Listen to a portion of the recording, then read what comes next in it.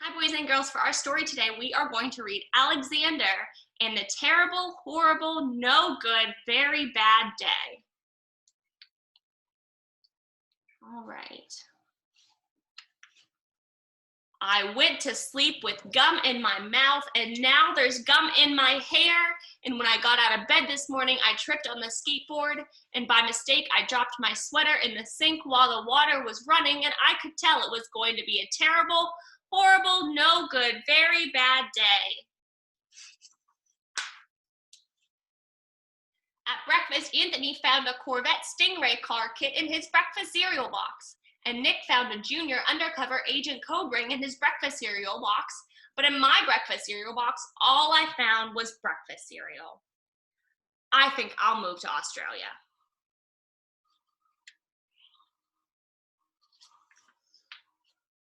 In the carpool, Mrs. Gibson let Becky have a seat by the window. Audrey and Elliot got seats by the window too. I said I was being scrunched. I said I was being smushed. I said if I don't get a seat by the window, I'm going to be car sick. No one even answered.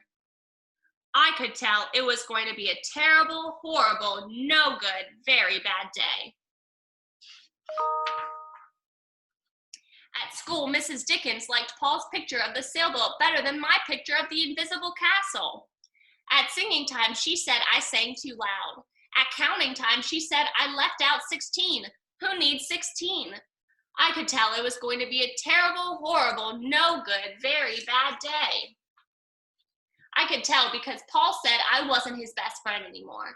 He said that Philip Parker was his best friend and that Albert Moyo was his next best friend and that I was only his third best friend.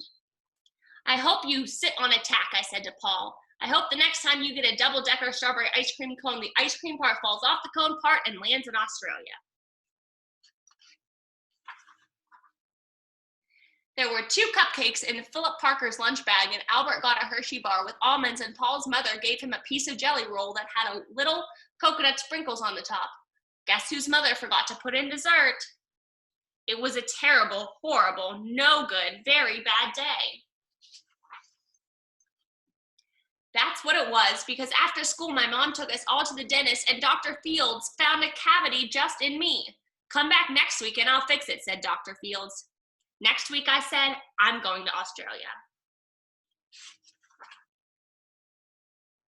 On the way downstairs, the elevator door closed on my foot, and while we were waiting for my mom to go get the car, Anthony made me fall where it was muddy, and then when I started crying because of the mud, Nick said I was a crybaby, and while I was punching Nick for saying crybaby, my mom came back with the car and scolded me for being muddy and fighting. I am having a terrible, horrible, no good, very bad day, I told everybody. No one even answered. So then we went to the shoe store to buy some sneakers. Anthony chose white ones with blue stripes. Nick chose red ones with white stripes. I chose blue ones with red stripes, but then the shoe man said we're all sold out. They made me buy plain old white ones, but they can't make me wear them. When we picked up my dad at his office, he said I couldn't play with his copying machine, but I forgot. He also said watch out for the books on his desk, and I was careful as I could be, except for my elbow. He said also don't fool around with his phone, but I think I called Australia. My dad said please don't pick him up anymore. It was a terrible, horrible, no good, very bad day. There were lima beans for dinner, and I hate limas. There was kissing on TV, and I hate kissing. My bath was too hot, I got soap in my eyes, my marble went down the drain, and I had to wear my railroad train pajamas. I hate my railroad train pajamas. When I went to bed, Nick took back the pillow he said I could keep, and the Mickey Mouse nightlight burned out, and I bit my tongue. The cat wants to sleep with Anthony, not with me. It's been a terrible, horrible, no good, very bad day. My mom says some days are like that. Even in Australia.